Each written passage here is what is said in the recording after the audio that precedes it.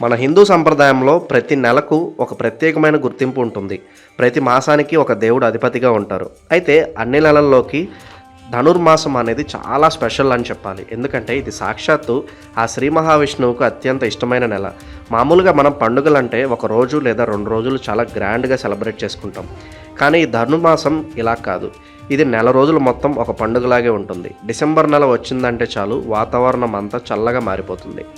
ఉదయాన్నే లేవడం, ఆ చలిలో స్నానాలు చేయడం, గుడికి వెళ్ళడం, దేవుడి పాటలు పాడటం, ఇలా నెల రోజులు మన లైఫ్ స్టైల్ మరియు మన దినచర్య మొత్తం మారిపోతుంది. మనసుకు ఎంతో ప్రశాంతత లభిస్తుంది. అసలు ఈ 2025 సంవత్సరంలో ధనుర్మాసం ఎప్పుడు స్టార్ట్ అవుతుంది, ఎప్పుడు ఎండ్ అవుతుంది, దీని వెనుక ఉన్న అసలు కథ ఏంటి, మనం ఏం చేయాలి, ఈ నెలలో ఎలాంటి నియమాలు పాటించాలి అనే విషయాలన్నీ ఇప్పుడు చాలా క్లియర్గా మరియు వివరంగా తెలుసుకుందాం. ముందుగా మనం ఈ సంవత్సరం అంటే 2025లో ధనుర్మాసం ఎప్పుడు వస్తుందో చూద్దాం. ఈసారి ధనుర్మాసం డిసెంబర్ 16వ తేదీన మంగళవారం రోజున స్టార్ట్ అవుతుంది. చాలా మందికి ఒక డౌట్ ఉంటుంది, ఇది ఇంగ్లీష్ డేట్స్ ప్రకారం వస్తుందా లేక తెలుగు తిథుల ప్రకారం వస్తుందా అని అనుకుంటూ ఉంటారు. నిజానికి ఇది సూర్యుడి గమనాన్ని బట్టి వస్తుంది. మన జ్యోతిష్యం ప్రకారం మొత్తం 12 రాశులు ఉంటాయి. సూర్యుడు ప్రతి నెల ఒక రాశిలో నుంచి ఇంకో రాశిలోకి మారుతూ ఉంటాడు. సూర్యుడు ఎప్పుడైతే ధనుస్సు రాశిలోకి ఎంటర్ అవుతాడో ఆ రోజు నుంచే ఈ మాసం మొదలవుతుంది. సూర్యుడు ధనుస్సు రాశిలో ప్రవేశించాడు కాబట్టి దీనికి ధనుర్మాసమని పేరు వచ్చింది.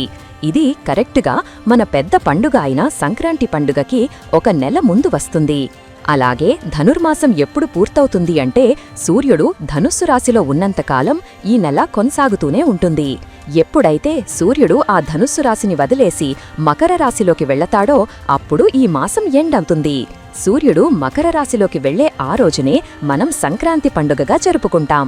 అంటే ఈ 2025 సంవత్సరంలో డిసెంబర్ 16న మొదలైన ధనుర్మాసం 2026 జాన్యువరి 14వ తేదీన పూర్తవుతుంది. అంటే డిసెంబర్ 16 నుంచి 2026 జాన్యువరి 14 వరకు మొత్తం నెల రోజులు మనం ఈ పవిత్రమైన కాలాన్ని జరుపుకుంటామన్నమాట. పల్లెటూర్లలో అయితే ఈ టైంని సంక్రాంతి నెల పట్టింది అని అంటారు. ఈ నెల రోజులు పల్లెటూర్లలో ఉండే సందడి అంతా ఇంతా కాదు. దేవతల కాలమానం మరియు బ్రహ్మముహూర్తం విశిష్టత. ఈ నెలకి ఎందుకు అంత పవర్ ఉంది అనే విషయం గురించి మన పెద్దవాళ్లు మరియు పండితులు ఒక చాలా ఇంట్రెస్టింగ్ విషయం చెబుతారు. మన మనుషుల కాలమానం వేరు, దేవతల కాలమానం వేరు. మన మనుషులకి ఒక సంవత్సరం గడిస్తే దేవతలకి అది కేవలం ఒక రోజుతో సమానమట. ఆ లెక్కను చూస్తే దేవతలకి కూడా పగలు మరియు రాత్రి ఉంటాయి కదా. మనకు జాన్యువరి నుంచి జూన్ వరకు ఉండే 6 నెలలు దేవతలకి పగలు అయితే, జులై నుంచి డిసెంబర్ వరకు ఉండే 6 నెలలు వాళ్లకి రాత్రి సమయం అని అంటారు. దీనిని ఉత్తరాయణం మరియు దక్షిణాయనం అని పిలుస్తారు. అయితే ఈ ధనుర్మాసమనేది దేవతలకి బ్రహ్మముహూర్తం లాంటిది. అంటే సింపుల్గా చెప్పాలంటే తెల్లవారుజామున 4 గంటల నుంచి 6 గంటల వరకు ఉండే సమయమన్నమాట.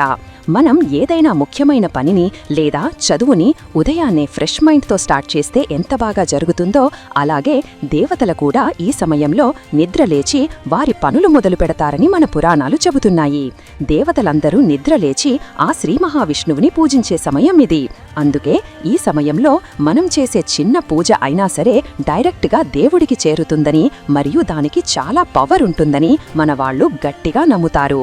అందుకే ఈ నెల రోజులు మనం కూడా దేవతలతో పాటు ఉదయాన్నే లేచి పూజలు చేస్తే చాలా మంచి రిజల్ట్స్ వస్తాయి, మన కోరికలు త్వరగా తీరుతాయి.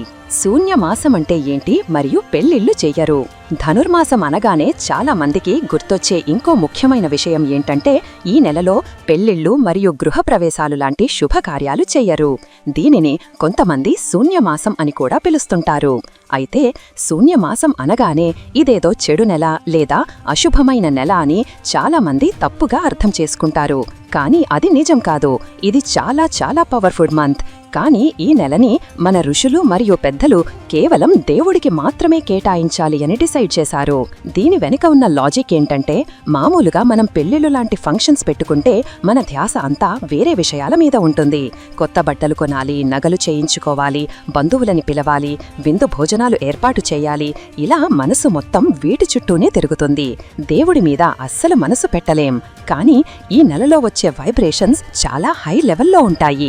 ఈ టైంని మనం కేవలం స్పిరిచువల్ గ్రోత్ కోసం, అంటే దేవుడి ధ్యానం కోసం మరియు మనసుని కంట్రోల్ చేసుకోవడం కోసం మాత్రమే వాడాలి. అందుకే మనసుని వేరే విషయాల వైపు మళ్లించకుండా ఉండటానికే ఈ నెలలో పెళ్లిళ్లు వద్దు అని చెప్పారు. మనం పూర్తిగా దేవుడికి అంకితమవ్వాల్సిన సమయం ఇది. అంతేకాని ఇది చెడు నెల ఎంత మాత్రమూ కాదు. ధనుర్మాసంలో ప్రతిరోజు మనం పాటించాల్సిన నియమాలు. ఈ నెల రోజులు విష్ణు భక్తుల ఇళ్ళు చాలా కలగా మరియు కొత్త శోభతో ఉంటాయి. మామూలు రోజుల్లో మనం 7 గంటలకు లేచినా పర్వాలేదు, కానీ ఈ నెలలో మాత్రం తెల్లవారుజామున 4 గంటలకే నిద్ర లేవాలి. బయట విపరీతమైన చలి ఉంటుంది మరియు పొగమంచు కురుస్తూ ఉంటుంది. అయినా సరే ఆ చలిని లెక్క చెయ్యకుండా చన్నీటి స్నానం చేస్తారు. నిజానికి ఈ చలికాలంలో చన్నీటి స్నానం చేయడం వెనుక ఒక పెద్ద హెల్త్ సీక్రెట్ కూడా ఉంది. మనం చన్నీటితో స్నానం చేసినప్పుడు మన బాడీలో ఉండే హీట్ని అది బ్యాలెన్స్ చేస్తుంది మరియు మనలో ఉండే బద్ధకాన్ని మొత్తం వదిలేస్తుంది. మనసుకి చాలా ఫ్రెష్ ఫీలింగ్ వస్తుంది. స్నానం చేశాక ఆడవాళ్లు ఇంటి ముందు కల్లాపు చల్లి అందమైన ముగ్గులు వేస్తారు. మామూలు రోజుల్లో ఏదో చిన్న చిన్న ముగ్గులు వేసి వదిలేస్తారు. కాని ఈ నెలలో మాత్రం అలా కాదు. ఇంటి ముందు రోడ్డు మొత్తం నిండిపోయేలా పెద్ద పెద్ద రథం ముగ్గులు మరియు పద్మం ముగ్గులు వేస్తుంటారు. ఈ ముగ్గుల కోసం బియ్యం పిండిని వాడటం చాలా ముఖ్యం. దీని వెనుక కూడా ఒక మంచి ఉద్దేశ్యం ఉంది. మనం బియ్యం పిండితో ముగ్గు వేస్తే ఆ పిండిని చిన్న చిన్న చీమలు మరియు కంటికి కనిపించని చిన్న పురుగులు ఆహారంగా తీసుకుంటాయి. అంటే మన రోజు మొదలవ్వడమే ఒక దానంతో లేదా ఒక జీవికి ఆకలి తీర్చడంతో మొదలవుతుంది అన్నమాట. ఇది మనకి తెలియకుండానే ఎంతో పుణ్యాన్ని ఇస్తుంది. గొబ్బెమ్మల సందడి మరియు లక్ష్మీదేవి పూజ. ఈ ముగ్గుల మధ్యలో ఆవు పేడతో చేసిన గొబ్బెమ్మలను పెట్టడం ఈ నెలలో మరో స్పెషల్ అట్రాక్షన్ అని చెప్పాలి. సిటీల్లో ఇది కొంచెం కష్టమే, కానీ పల్లెటూర్లలో అయితే ఈ సందడి స్పష్టంగా కనిపిస్తుంది. ఉదయాన్నే లేచి ఆవు పేడను సేకరించి వాటిని గుండ్రటి ముద్దలుగా చేసి ఆ అందమైన ముగ్గు మధ్యలో పెడతారు. కేవలం ఆవు పేడ ముద్దలే కాకుండా వాటిని పసుపు మరియు కుంకుమతో చాలా అందంగా అలంకరిస్తారు. వాటిపైన గుమ్మడి పూలు మరియు బంతిపూలు పెడతారు. ఈ గొబ్బెమ్మలను సాక్షాత్తు లక్ష్మీదేవిగా భావిస్తారు. సాయంత్రం అయ్యాక ఆ గొబ్బెమ్మలను తీసి పిడకలుగా చేస్తారు. గోడలకి ఆరబెడతారు. ఇలా నెల రోజులు చేసిన పిడకలని భద్రంగా దాచిపెడతారు. వీటిని చివర్లో వచ్చే భోగి మంటల్లో వేయడానికి ఉపయోగిస్తారు. చిన్నపిల్లలు ఈ గొబ్బెమ్మల చుట్టూ తిరుగుతూ పాటలు పాడటం మనం పాత సినిమాల్లో కూడా చూసి ఉంటాం. సుబ్బి గొబ్బెమ్మ అనే పాటలు పాడుతూ చిన్నపిల్లలు గొబ్బెమ్మల చుట్టూ తిరుగుతుంటే చూడటానికి 2 కళ్ళు చాలవు. ఇది మన సంస్కృతిలో ఒక భాగం. హరిదాసుల కీర్తనలు మరియు దానధర్మాలు. ధనుర్మాసం వచ్చిందంటే చాలు పల్లెటూరి వీధులన్నీ హరిదాసుల కీర్తనలతో నిండిపోతాయి. తలమీద ఒక గుండ్రటి రాగి పాత్ర, దీనిని అక్షయ పాత్ర అంటారు, అది పెట్టుకుని కాళ్లకి గజ్జలు కట్టుకుని చేతిలో తంబురా మరియు చిడతలు పట్టుకుని హరిదాసులు ఇంటింటికి వస్తారు. హరిలో రంగా అంటూ వాళ్లు పాడే పాటలు వినడానికి చాలా బాగుంటాయి. వాళ్లు కేవలం పాటలు పాడటమే కాదు, ఆ శ్రీకృష్ణుడి లీలలను కీర్తనల రూపంలో వినిపిస్తారు. వాళ్లు అలా ఇంటి ముందుకు వచ్చినప్పుడు మనం వారికి బియ్యం లేదా కూరగాయలు దానం చేస్తే సాక్షాత్తు ఆ శ్రీకృష్ణుడికే దానం చేసినంత పుణ్యం వస్తుంది అని అంటారు. ఇక్కడ ఒక విషయం గుర్తుంచుకోవాలి. హరిదాసు తలమీద ఉన్న పాత్రని దించి బియ్యం తీసుకోడు. మనం ఇంటి లోపల నుంచే బియ్యం తెచ్చి తల వంచి ఆయన పాత్రలో వేయకూడదు. మనం ఆయన కంటే ఎత్తుగా నిలబడి లేదా ఆయన కాళ్లకి నమస్కరించి ఆ పాత్రలో బియ్యం వేయాలి. దీని వెనక అర్థమేంటంటే మనం దేవుడికి తల వంచి ఇస్తున్నాం అని భావన. హరిదాసుని సాక్షాత్తు నారదముని స్వరూపంగా భావిస్తారు. ఈ నెలలో దానం చేయడం వల్ల మనకి ఉన్న దరిద్రం పోతుంది అని నమ్ముతారు.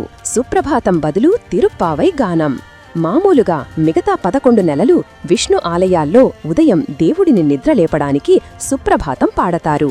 కౌసల్య సుప్రజారామ పూర్వా సంధ్యా ప్రవర్తతే అని మొదలయ్యే ఆ పాట మనందరికీ తెలిసిందే. వెంకటేశ్వరస్వామి గుడిలో ఈ పాటే వినిపిస్తుంది. కాని ఈ ధనుర్మాసంలో మాత్రం సుప్రభాతం పాడరు. దాని ప్లేస్లో తిరుప్పావై అని ప్రత్యేకమైన పాటలను పాడతారు. వీటిని తమిళంలో పాశురాలు అని అంటారు. ఇవి మొత్తం 30 ఉంటాయి. రోజుకొకటి చొప్పున ఈ 4 రోజులు పాడతారు.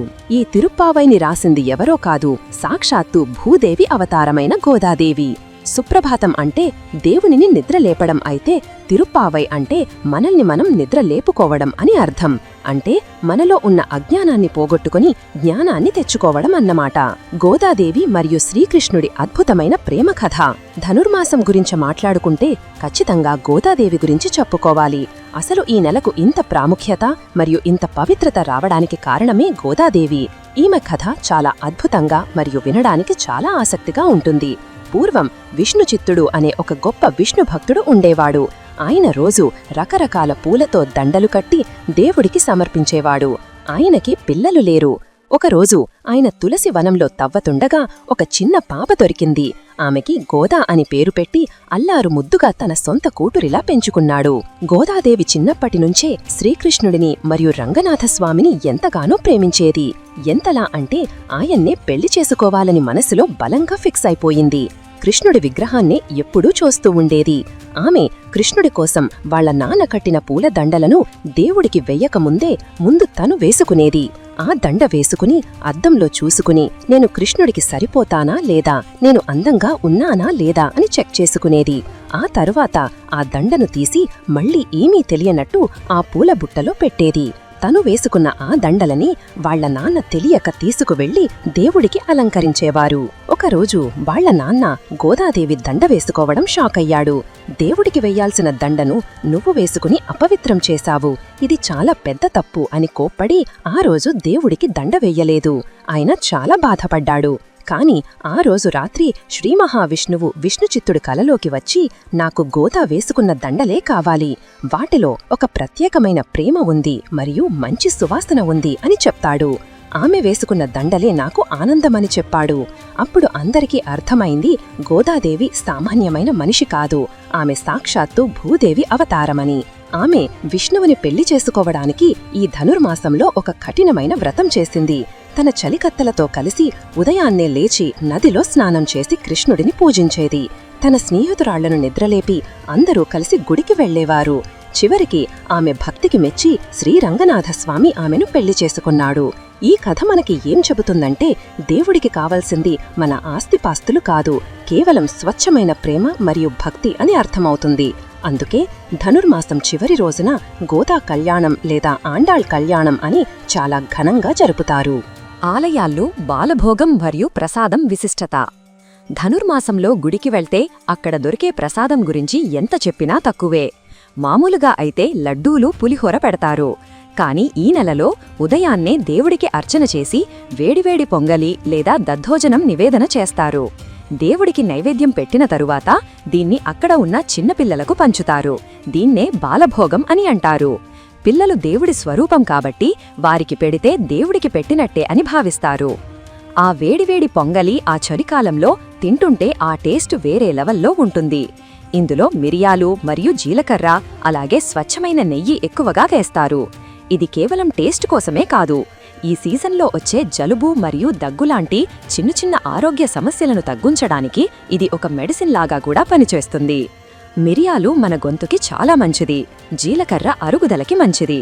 అందుకే మన పెద్దలు దేవుడి ప్రసాదంలో కూడా ఆరోగ్యాన్ని దాచారు. అలాగే దద్దోజనం కూడా మన శరీరానికి చల్లదనాన్ని ఇస్తుంది. ఆరోగ్యం మరియు సైన్స్ కోణంలో ధనుర్మాసం. మనం చేసే ప్రతి ఆచారం వెనుక ఒక సైన్స్ ఉంటుంది. ధనుర్మాసం ఆచారాల వెనుక కూడా ఆరోగ్యం దాగి ఉంది.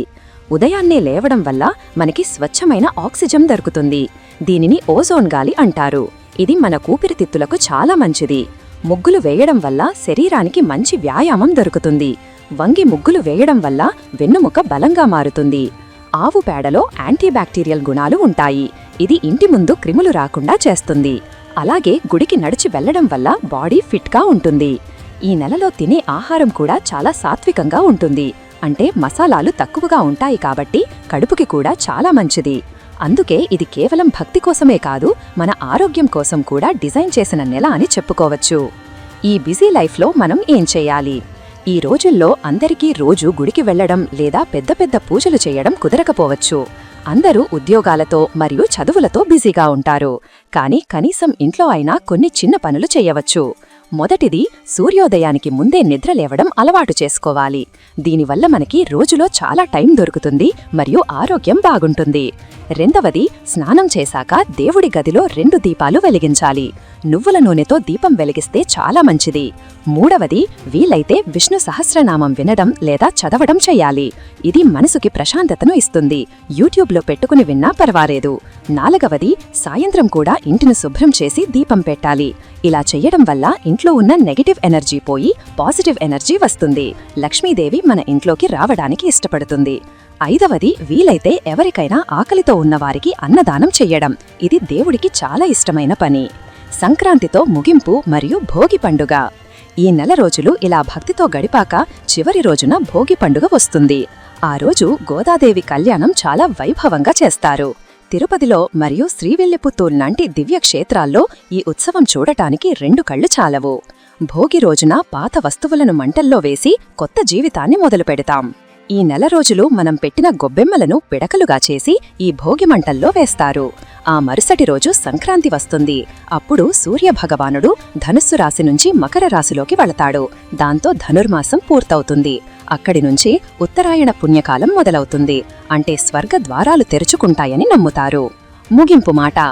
మొత్తంగా చెప్పాలంటే ధనుర్మాసం అనేది కేవలం పూజల కోసమే కాదు, మన లైఫ్లో ఒక డిసిప్లిన్ తీసుకురావడానికి కూడా ఉపయోగపడుతుంది.